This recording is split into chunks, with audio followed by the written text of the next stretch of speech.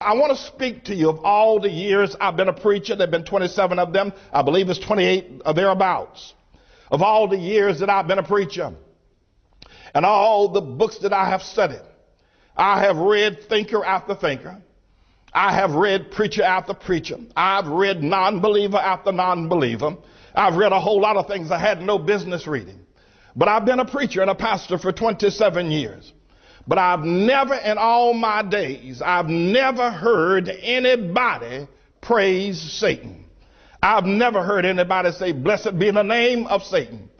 Praise Satan, praise Lucifer, for he is indeed a mighty conqueror. I've never heard anybody do that before. Most people, no matter how they feel about God or what religion they subscribe to, they are wise enough not to praise Satan.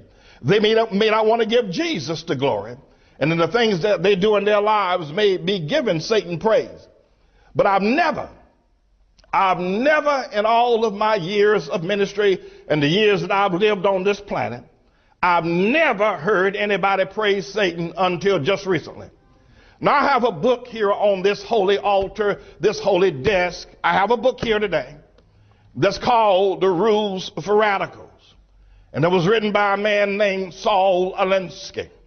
Now, you may have remembered throughout the campaign of this recent presidential campaign, you may have remembered some of the pundits on television and some of the, I think, debates that were held and some of the discussions that were held, that Barack Hussein Obama, that his mentor was Saul Alinsky, and that his community organizing, strategizing, and bringing people together in low-income neighborhoods and organizing them for political power and strength. You may have heard that name mentioned. I'm sure Sean Hannity has mentioned it 1,000 times if he has mentioned it once. I'm sure you've heard it. You've also heard that Mr. Obama stated that he was a community organizer, and that is the one claim to fame that he had. And that he, of course, being a community organizer, wanted to bring change here to America. That he wanted to bring change here to America and thusly to the world. Some of you who've read a few books and had the opportunity to broaden your exposure and to broaden your horizons, therefore increase your opportunity to live.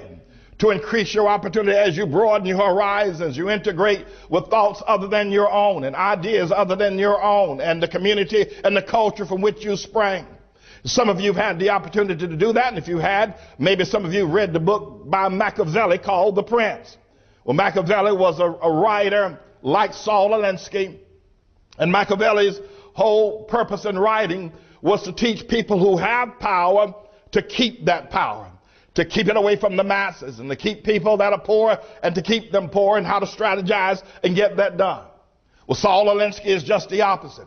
He's a person who has written prolifically about how to take power from the haves and deliver it to those that have not. He is prolific in that. And I'm not here to promote his book, but I think it'll be a good thing if you will read it. And in every other page, you'll see the word change at least 15 times per page. So what we heard in the recent election was not someone's fresh ideas, but they were rehashed ideas of this Saul Alinsky.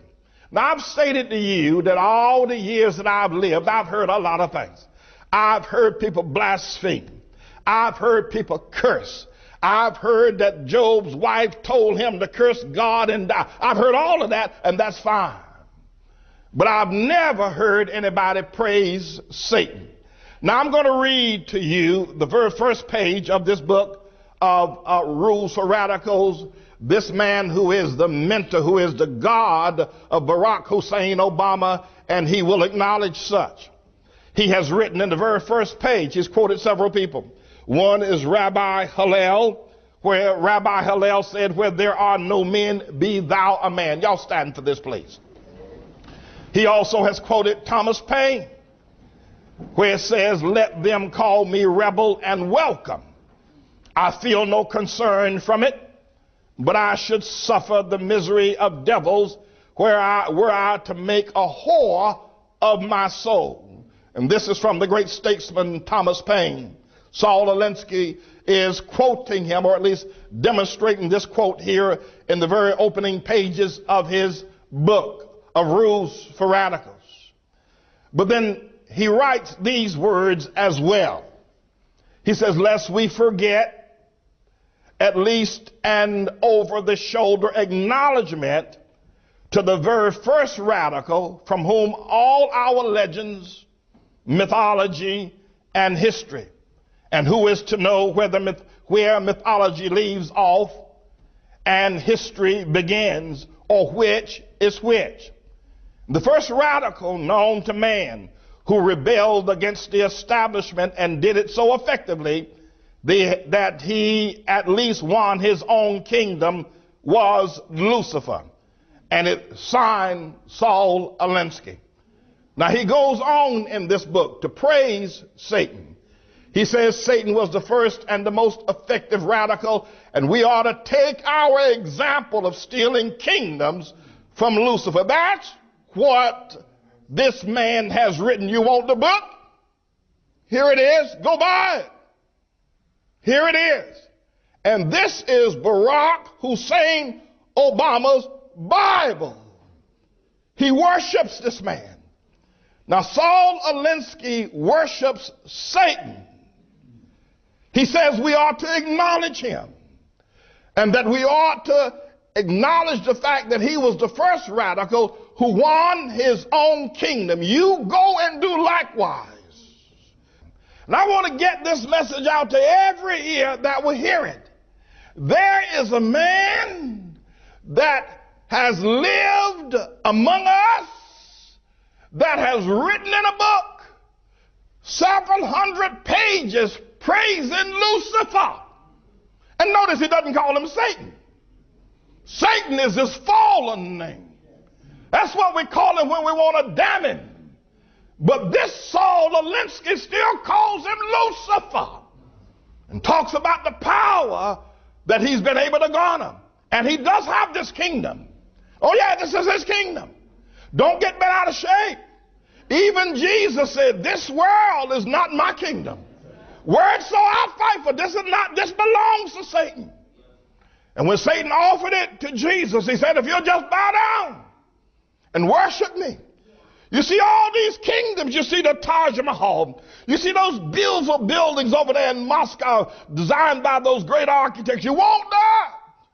You see all the marching armies of Germany and of Russia and of China. You want to be the commander-in-chief of all of those? Just bow down and serve me, and I'll give it to you. And Jesus refused it, and so have I. But we need to understand that this man has written, and I can't say it emphatically enough, that there's a man that is foolish enough to praise Satan, and then there's a man foolish enough to praise the man that praised Satan. And there are people foolish enough to follow the man that praised Satan. What is happening in our world today? What is happening? What is happening? That Satan can get such eminence that people would worship those that have praised the very beast himself. But you know, the Bible told us the time was coming where it would be stated, well, who can make war against the beast? Who can do so?